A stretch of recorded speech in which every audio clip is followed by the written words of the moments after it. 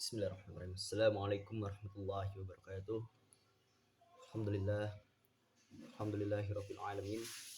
Wassalatu wassalamu ala asrofil anbiya'i wal mursalin wa ala alihi wa ashabihi ajma'in.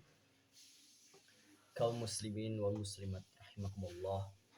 Marilah kita tidak henti-hentinya memanjatkan puji serta syukur kita kepada Allah Subhanahu wa taala karena dengan nikmatnya Allah masih memberikan kita kesempatan untuk hadir dalam acara pagi hari ini yang mulia ini.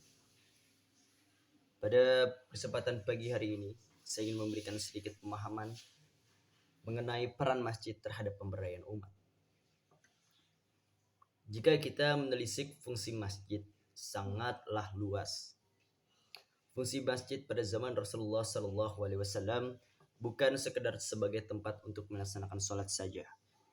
Namun, masjid pada masa itu juga dipergunakan sebagai tempat atau pusat madrasah bagi umat-umat Islam untuk menerima pengajaran-pengajaran Islam.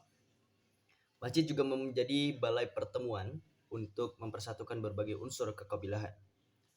Pada zaman itu masjid juga berfungsi sebagai tempat untuk bermusyawarah dan menjalankan roda-roda pemerintahan. Keberadaan masjid pada zaman Rasulullah SAW lebih tepat dikatakan sebagai institusi yang membangun peradaban umat Islam yang modern. Namun nyatanya, pada zaman saat ini, peranan masjid dalam menyelesaikan permasalahan sosial, terutama menyelesaikan permasalahan sosial keagamaan, semakin mengalami kemunduran. Dan perlahan-lahan sudah sedikit hilang. Begitu banyak masjid yang dibangun hanya sebagai simbol ketimbang menjadi sarana untuk membangun umat.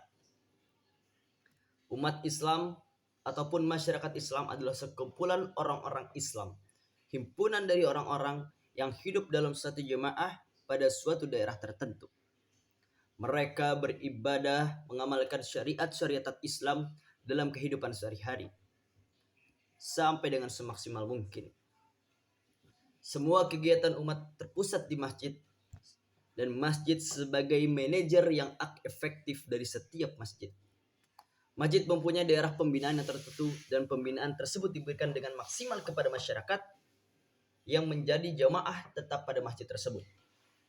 Sedangkan untuk jamaah yang tidak tetap, layanan dapat diberikan dalam bentuk pemberian informasi atau bantuan yang bersifat bantuan darurat atau emergensi, atau bantuan-bantuan lain yang sesuai dengan fungsi masjid sebagai tempat beribadah dalam arti yang luas. Pada kehidupan sehari-hari dari umat Islam terkait erat dengan masjid yang didirikan atas dasar iman. Jadi manusia dalam kegiatan dan kehidupan sehari-hari sangat memerlukan masjid dan sangat membutuhkan masjid, dan kegiatan atau kehidupannya tidak bisa lepas dari masjid. Serta penampilan dan manajemen masjid dapat memberi gambaran tentang hubungan masjid dengan kualitas sumber daya manusia yang ada di sekelilingnya. Mengapa demikian? Manajemen masjid terus dilaksanakan sebagai pengalaman dan juga hubungan manusia dengan Allah Subhanahu wa taala. Membahas keterkaitan masjid dengan umat Islam seperti membahas keterkaitan rumput dengan kerbau.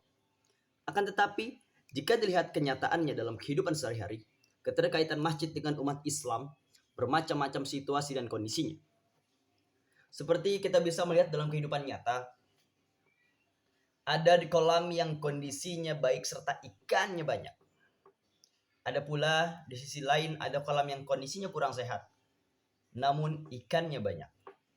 Dari dua perbedaan tersebut memiliki makna bahwa ada masjid yang mewah, masjid yang bagus, namun kondisi penghuninya sepi dan tidak ada aktivitas ibadah apapun di sana. Dan sebaliknya, ada pula masjid yang sedang-sedang saja dari segi arsitektur, dari segi interior. Namun setiap harinya, masjid tersebut dipenuhi dengan genangan jemaah yang hadir untuk melaksanakan kewajibannya. Serta yang lebih ironisnya lagi, ada pula masjid yang didirikan di tengah-tengah kompleks, yang di dalamnya jarang sekali mendirikan sholat subuh berjamaah atau sama sekali tidak mendirikan kegiatan ibadah apapun. Lantas, bagaimana agar bisa mendirikan masjid yang sesuai dan tepat Allahu a'lam. Namun saya ingin menyampaikan sedikit, ada salah satu surah Al-Quran yang menerangkan bagaimana motivasi untuk muncul, untuk bisa mendirikan masjid. Ada pada surat At-Taubah ayat 107. Auzubillahi minasyaitonirrajim. Bismillahirrahmanirrahim.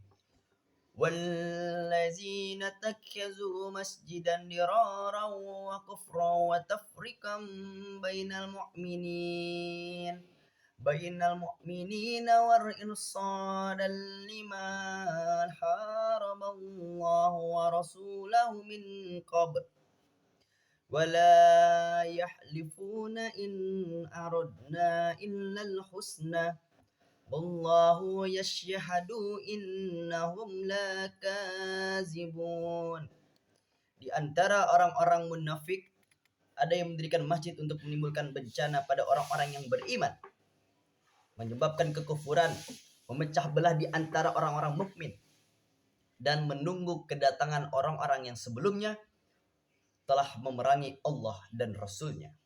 Mereka dengan pasti bersumpah, kami hanya menghendaki kebaikan.